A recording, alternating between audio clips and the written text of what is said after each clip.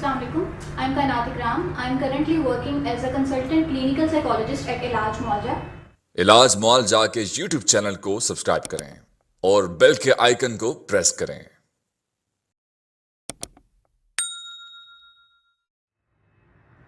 आज हम जिस टॉपिक पे बात करेंगे वो है एंजाइटी डिसऑर्डर। एंजाइटी डिसऑर्डर को अगर हम उर्दू में मतलब देखें तो इसका मतलब है बेजा खौफ या बेजा तशवीश। अगर हम अपने नॉर्मल लाइफ में देखें तो ओकेजनल एंजाइटी या शॉर्ट टर्म एंजाइटी हम हर कोई फेस करता है। शॉर्ट टर्म एंजाइटी में ये होता है कि हमारे डेली लाइफ की थोड़ी थोड़ी सी परेशानियां हैं जो हमें मैनेज करना मुश्किल हो जाती है। लेकिन उसमें ये होता है कि अगर कोई एग्जाम है या किसी ने इंटरव्यू के लिए जाना है तो वो थोड़े से टाइम की एंजाइटी होती है या परेशानी आती है। जैसे ही आपको इंटरव्यू कंडक्ट कराते हैं या आपका एग्जाम क्लियर हो जाता है तो वो आपकी एंजाइटी का या जो परेशानी का वो जो फेज होता है वो फेड होने लग जाता है, ख़त्म हो जाता है। लेकिन इसके साथ साथ एक इस तरह की भी एंजाइटी है जो कि पेशेंट की डेली लाइफ को पूरी तरह से डिस्ट्रैक्ट कर देती है। वो अपनी डेली एक्टिविटीज़ में इंगेज नहीं कर पाता, वो बिल्कुल कट ऑफ हो जाता है। उसमें ये होता है कि पेशेंट बहुत ज़्यादा एंजाइटी का शिकार होता है, वो अपनी परेशानी को कंट्रोल नहीं कर पाता, वो अपनी एक्टिविटीज़ को ठीक से मैनेज नहीं कर पाता। और अगर हम इसके साइंस एंड सिम्टम्स की बात करें तो एंजाइटी के कुछ फिजिकल सिम्टम्स भी हैं और कुछ साइकोलॉजिकल सिम्टम्स भी हैं। फिजिकल सिम्टम्स में पेशेंट्स को सर में दर्द रहना, पट्ठों का खिंचाव, नींद का ठीक से ना आना, भूख ना लगना या और भी बहुत सारे इस तरह के फिजिकल सिम्टम्स हैं जो पेशेंट्स को फेस करना पड़ते हैं। इसके साथ साथ जो नफ्सियाती मसाइल हैं, जो साइकोलॉजिकल मसाइल हैं जो एंजाइटी में पेशेंट्स फेस करते हैं, उसमें यह है कि वो अपने काम पे ठीक तरह से ध्यान नहीं दे पा रहे होते, उन्हें हर वक्त कुछ बुरा होने का खौफ लगा रहता है। और इसके साथ साथ जो बिहेवियर सिम्टम्स पेशेंट्स फेस करते हैं उसमें ये है कि वो ठीक तरह से अपने फैमिली गैदरिंग में उठ बैठ नहीं सकते, किसी से बात नहीं कर पाते, उनका कॉन्फिडेंस लेवल बहुत ज़्यादा कम हो जाता है। ये सारे साइंस एंड सिम्टम्स हैं जो एंजाइटी के पेशेंट्स को फेस करना पड़ता है। अगर हम एंजाइटी डिसऑर्डर की कॉजेज़ की बात करें तो सबसे मेन जो टॉप ऑफ द लिस्ट है वो ये है जेनेटिक्स। फैमिली हिस्ट्री में अगर किसी की फैमिली हिस्ट्री में है एंजाइटी तो वो आगे बच्चों में भी आ रही है।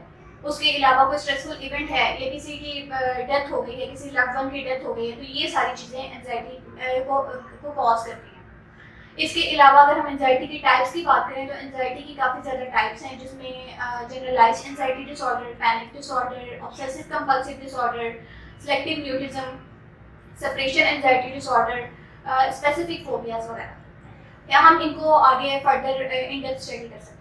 अगर हम एंजाइटी की टाइप्स की बात करें तो एंजाइटी की टाइप्स की काफ़ी लंबी लिस्ट है, लेकिन जो आजकल बहुत ज़्यादा हम केसेस देख रहे हैं उसमें जनरलाइज्ड एंजाइटी डिसऑर्डर जिसमें अनकंट्रोलेबल वरी है कि पेशेंट से अपनी परेशानी बिल्कुल भी काबू नहीं, बेकाबू हो जाती है और वो उसको मैनेज नहीं कर पाता।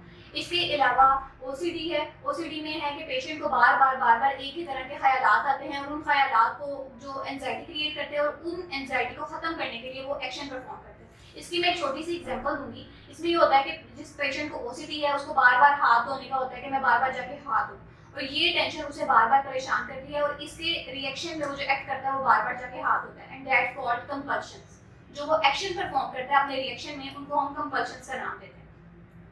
इसके बाद पैनिक डिसऑर्डर, ये भी एक बहुत इंपॉर्टेंट है जो आजकल बहुत ज़्यादा केसेस आ रहे हैं एंजाइटी डिसऑर्डर की। एक टाइप है, इसमें इंटेंस एपिसोड होती है कि फियर की। इसमें पेशेंट को कुछ टाइम के लिए बहुत ज़्यादा जो है ना खौफ का शिकार हो जाता है कि शायद मैं मरने वाला हूँ, शायद मुझे कुछ हो जाएगा। कुछ इस तरह की सिम्टम्स हैं जो उसको आगे परेशान करती हैं। इनका पीक और जो है आधे मिनट से लेके आधे घंटे तक के लिए ये बहुत पीक पे जाता है। अटैक्स, पैनिक अटैक्स आधे घंटे तक जाते हैं, उसके बाद ये सिम्टम्स आहिस्ता आहिस्ता फेड होने लगते हैं।